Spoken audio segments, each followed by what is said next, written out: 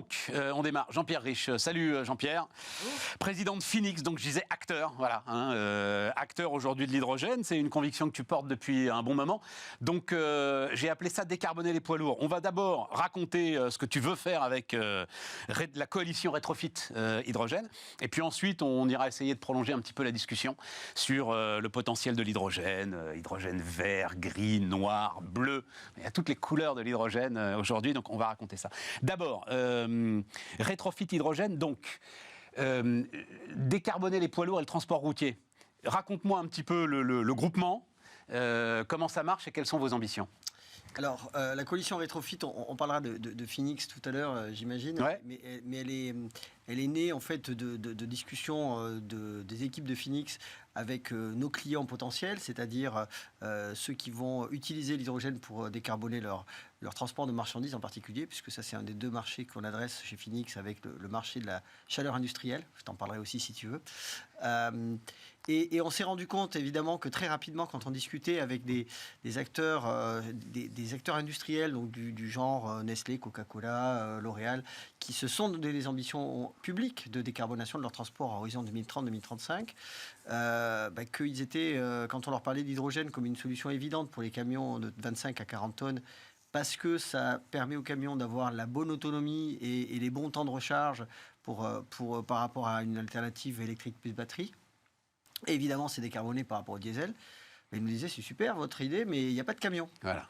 Donc, il n'y a déjà pas beaucoup d'hydrogène et on est tout à fait au début de la montée en puissance de la capacité de production d'hydrogène, puisque l'Europe veut avoir 80 000 mégawatts de capacité installée en 2030. On va y aller après, entre les mégawatts, les tonnes et tout. Reste sur les camions. Alors, restons sur les camions. Il n'y a pas de camions. Il n'y a pas de camions. Donc, voilà. Donc, alors, il n'y a pas de camions et le constat, il est simple. Non seulement il n'y a pas de camions aujourd'hui, ils sont très peu les modèles disponibles et les véhicules disponibles concrètement pour faire un essai avec un camion hydrogène, mais les constructeurs qui ont l'intention de développer des camions, ils ont plutôt aussi des cibles 2026, 2027, 2028 pour la mise en service de leurs véhicules en quantité industrielle.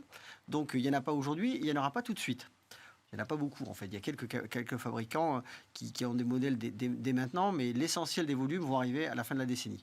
Or, les objectifs de décarbonation de l'Europe et des entreprises ont besoin de camions en beaucoup plus grosse quantité que ce qu'il y a aujourd'hui et que ce qu'il y aura même à l'horizon 2030. Et donc la solution évidente pour compléter ces camions neufs qui vont arriver sur le marché, c'est de rétrofiter les camions diesel existants en les équipant soit avec une pile à hydrogène, soit avec un moteur à explosion à hydrogène, qui sont les technologies en cours de développement à l'heure actuelle, mais qui seront prêtes assez vite. Donc ce qui se fait alors je pense que le rétrofit maintenant, enfin en tout cas pour ceux qui regardent cette émission, ils savent à peu près de quoi on parle. Je suis assez fier d'ailleurs, j'étais tout premier à en parler. J'y croyais pas un instant. C'est-à-dire, quand les gars venaient te raconter, c'était il y a 4-5 ans, Jean-Pierre, quand les gars venaient te raconter, mais on parlait des voitures individuelles à l'époque, on va sortir le moteur de la R5 et on y met à la place un moteur électrique. Je disais, mais comment? Et ça vous coûte que 5000 balles. Mais comment c'est possible? Donc voilà, ce truc s'est développé. Et donc ce sujet existe aussi, et là je dois dire, je suis un peu scotché pour les camions, où on se retrouve quand même avec des puissances nécessaires qui, ça se remplace pas comme ça, quoi. Un moteur de camion, une puissance de camion, donc ce dispositif existe et il est validé aujourd'hui. En fait, il y a aujourd'hui plusieurs rétrofiteurs en France, mais il y en a aussi en Europe, qui ont homologué des camions rétrofités, donc qui ont enlevé le moteur diesel, effectivement gardé le châssis et les équipements de pilotage du camion, mais uniquement enlever le moteur et le remplacer par un moteur électrique et une pile à hydrogène qui permet de faire fonctionner ce camion-là. Et on a déjà des premiers véhicules qui roulent. Il y en avait un à Evolution en démonstration il y a quelques semaines sur le salon de l'hydrogène à Paris. Et ça donne à peu près quelle autonomie tonnage, autonomie, t'es sur quoi à peu près aujourd'hui comme idée? On peut faire 600-800 km, on pense qu'on va pouvoir monter même ils vont pouvoir, puisque c'est pas nous qui les fabriquons, à 1000 km d'autonomie. Mais surtout ce qui est important... Avec quoi? Avec des 30-40 tonnes exactement, avec 30-40 tonnes. Et surtout ce qui est important, c'est que non seulement on a de l'autonomie, mais en plus quand on fait le plein en quelques minutes et pas en quelques heures de recharge électrique. Ah oui, ça c'est très clair. Le problème, c'est qu'il faut savoir où faire le plein. Et donc là, ça veut dire qu'on est sur les bases industrielles, d'où l'importance d'avoir les partenaires industriels, parce que tu as deux groupes, donc tu as parlé de ce qu'on appelle les chargeurs dans le transport, voilà, les donneurs d'ordre.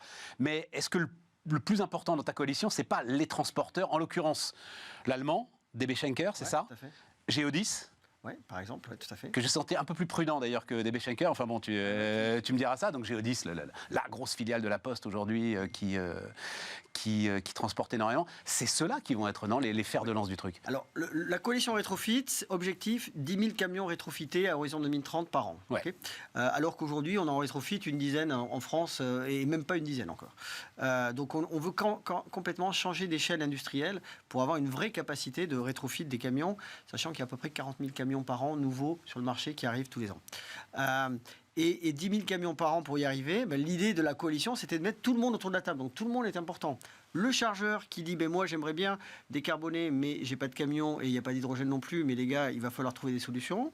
Le transporteur qui dit moi je veux bien décarboner, j'ai pas de camion, mais j'ai pas non plus de commande de la part du chargeur, donc il faut bien que le chargeur soit à côté de lui. C'est ça. Le rétrofiteur qui dit moi je sais faire 10 camions, tu me demandes d'en faire 100 ou 200 ou 500 par an, demain je peux faire, mais il faudrait me passer des commandes. Et l'équipementier qui dit si tu veux que je te livre à un prix qui va te permettre de baisser le prix du rétrofit et donc d'avoir une solution compétitive, il ne faut pas que tu m'en commandes par 10, il faut que tu me les commandes par 1000. Voilà. Donc on a mis autour de la table tous ces gens-là, les chargeurs, les transporteurs, les rétrofiteurs, il y en a quelques-uns en France, les financiers et les équipementiers. En essayant de faire en sorte que chacun n'attende pas que l'autre bouge, mais que justement, parce qu'ils sont tous autour de la table, ils trouvent des solutions très concrètes qui vont permettre de passer à l'action. Puisque c'est ça l'objectif de la coalition Rétrofit. C'est pas de faire du lobbying auprès des pouvoirs publics. Ça, on va laisser ça à France Hydrogène, aux fédérations de transport, aux syndicats. Mais c'est vraiment de passer à l'action. Ouais. Et c'est ça qui est super intéressant, parce que je lisais dans justement le communiqué que vous avez envoyé, le gars de Géodis donc, qui regarde ça, il dit il faut aider les transporteurs à y voir plus clair. C'est-à-dire qu'on se retrouve aujourd'hui effectivement avec une masse d'informations, une possibilité de décision à prendre et de direction à prendre qui sont toutes aussi intéressantes les unes que les autres. Et à un moment, il faut faire un choix. Voilà. Et c'est ça que tu proposes à travers cette coalition. C'est ça que tu proposes à l'ensemble de ceux qui sont impliqués aujourd'hui dans l'économie du transport. On leur propose en fait... Alors, il y aura des applications... Enfin, pour décarboner le transport, il y aura des camions biogaz, il y aura des camions à l'électrique plus batterie, et il y aura des camions d'hydrogène. Et en fonction des usages et des contraintes, ça sera une solution ou une autre. Mais de toute façon, il est évident qu'il faudra une quantité très significative de camions hydrogène pour transporter un volume très significatif. Et oui, dis donc, à 10 000 par an, effectivement, tu m'as dit, il y en a 40 000 par an sur le marché qui arrivent, des camions. Ouais. Ah oui, donc tu occupes quand même une position qui est une position sacrément intéressante si tu arrives au bout de l'objectif, 10 000 par an. Quoi. Alors, sachant que c'est pas mon business, en fait, c'est le business de tout le monde. Bien sûr, ouais, tout à fait. C'est finalement sans choix technologique, c'est-à-dire qu'on va aussi bien rétrofiter à la pile à combustible qui aujourd'hui se fait que demain au moteur à explosion hydrogène dès qu'il sera prêt.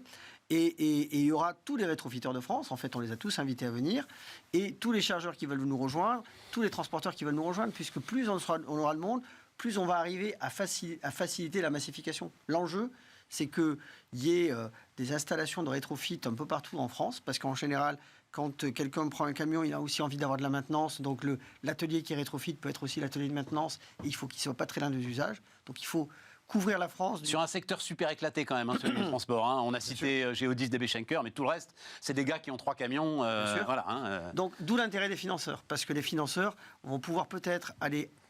tu sais que 80% des camions aujourd'hui sont loués, ne sont pas achetés. Donc il faut que les financeurs aussi interviennent en achetant des camions hydrogène et en les mettant à disposition du chauffeur qui n'a pas forcément acheté son camion, qui le loue en fait pour rendre service. Donc il nous faut... Notre ambition, c'est de créer une quinzaine de centres de rétrofit en France qui vont chacun rétrofiter quelques centaines de camions et qui vont au total arriver à ces 10 000 camions par an. Bon, et après l'hydrogène, on va le chercher où alors?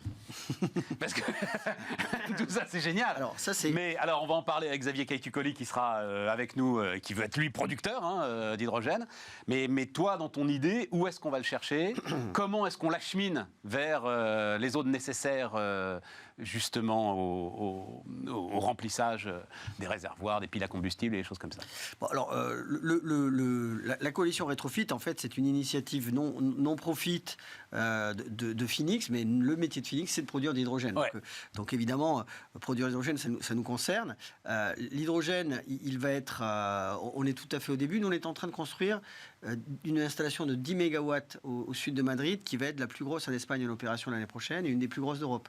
Parce que même si l'Europe veut faire 80 000 non, mégawatts... mais autant 10 000 camions, ça m'impressionnait, autant 10 mégawatts, ça ne m'impressionne pas, Jean-Pierre. Bien sûr, ça ne t'impressionne pas et tu as raison. Mais il faut savoir qu'aujourd'hui, en Europe, donc, qui veut nos fameux 80 000 mégawatts installés de puissance en 2030, il n'y en a même pas 100 en ce moment en Europe installés. Donc quand tu fais 10 mégawatts, tu es déjà un très gros de la réalité actuelle. Ouais. Mais nous, on a notre pipe de projet, donc à côté de notre 10 mégawatts. En fin de cette année, on commencera à construire un 70 mégawatts. Et l'année prochaine, on construira des 100 mégawatts. Et on en a comme ça 1700 mégawatts en développement. Mais le premier, il a fait que 10. Et donc ce premier qui est au sud de Madrid, il va livrer une grosse partie de sa production pour de l'application mobilité à Madrid, des camions, des bus et des taxis aussi. Et c'est une très bonne question ce que tu fais, comme aujourd'hui, il ne suffit pas de produire l'hydrogène, il ne suffit pas d'avoir des véhicules, il faut aussi distribuer l'hydrogène. Exactement. Et donc nous, j'ai compris que c'était un sujet clé. Voilà. Et nous, donc aujourd'hui, sur nos projets mobilité, on en a un à Madrid, on en a un en France, on en a plusieurs en France en développement, on en a plusieurs au Portugal. On est aussi associé avec des partenaires pour aller développer le réseau de stations, parce qu'il faut des stations qui vont distribuer de l'hydrogène. Donc nous, on le produit. On l'amène en camion jusqu'à des stations de service qui, elles, vont le distribuer aux véhicules qui vont venir le chercher. Ça, c'est pour l'application mobilité. Après, on a d'autres métiers. Oui, parce que les choses sont complexes. Hein. On en dira un mot avec Xavier, mais peut-être qu'on peut... Les réseaux de gazoducs aujourd'hui sont parfois, mais pas toujours, voilà, c'est ça qui est compliqué. D'après ce que j'ai compris, l'hydrogène, et en fait, les molécules d'hydrogène sont beaucoup plus fines que les molécules de gaz, c'est ça ? Et il faut donc s'occuper d'un nouveau coffret certains tuyaux de transport de gaz pour que les gazoducs puissent transporter de l'hydrogène, c'est ça le truc, Jean-Pierre ? C'est ça, et c'est pas tout à fait le sujet de la mobilité, parce que la mobilité, de toute façon, ce sont des stations réparties sur tout le territoire ou autour des grands centres urbains. Et après, tu te retrouves comme les camions-citernes. Et donc, ça va être des camions-citernes qui vont les alimenter. D'accord. Donc le problème du pipe qui transporte l'hydrogène, ce n'est pas le problème de la mobilité.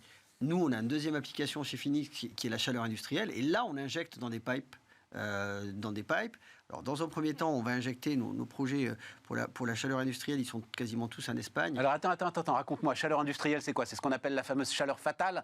C'est la chaleur produite par les processus de production ? Non. En fait, l'Europe...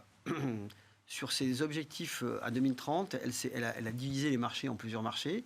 Pour l'hydrogène, tu as une qui est remplacée l'hydrogène gris, dont tu parlais tout à l'heure, par de l'hydrogène vert.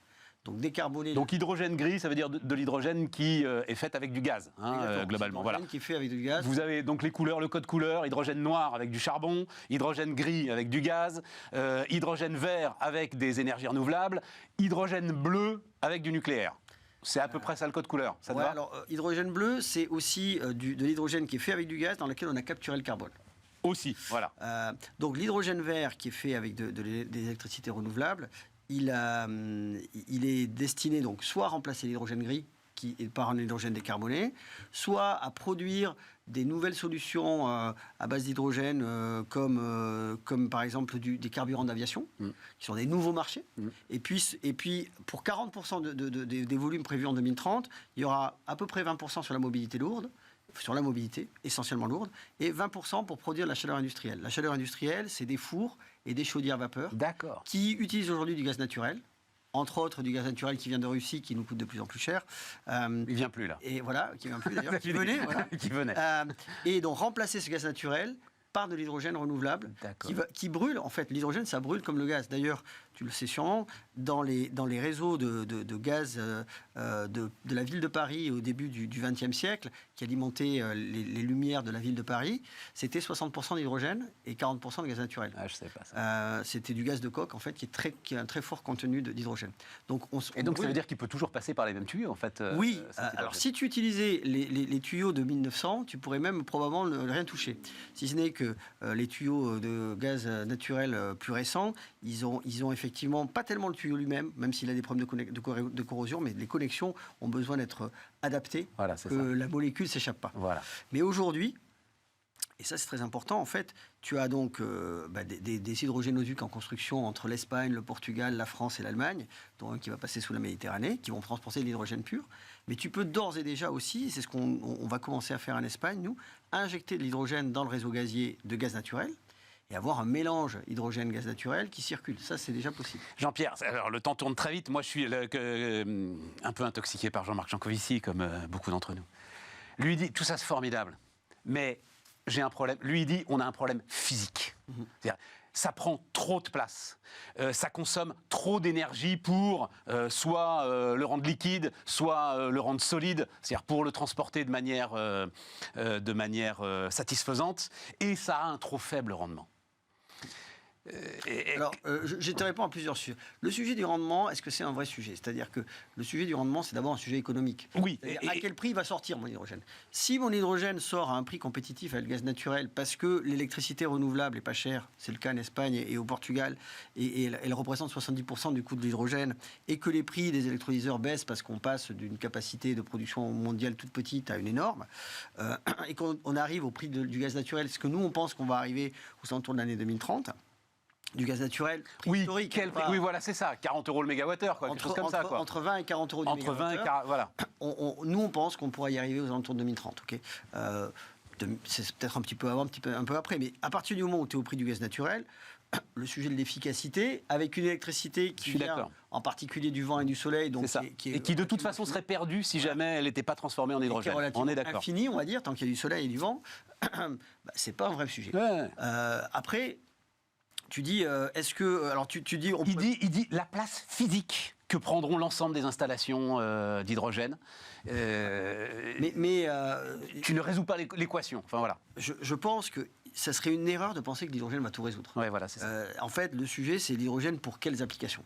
Et il y a des applications où c'est la meilleure solution. C'est-à-dire le camion 40 tonnes, je ne vois pas beaucoup d'alternatives. La chaudière industrielle ou le four industriel qui produit de la chaleur à 600 ou à 1000 degrés, tu peux brûler du gaz naturel, tu peux brûler de l'hydrogène et il n'y a pas beaucoup d'alternatives. On parle beaucoup de la décarbonation de la sidérurgie aussi. Voilà, dans la sidérurgie, remplacer le gaz. Tu as des procédés qui peuvent utiliser l'hydrogène. Donc il y a une série d'applications, mais qui vont représenter à échelle 2050 30% de la consommation énergétique européenne.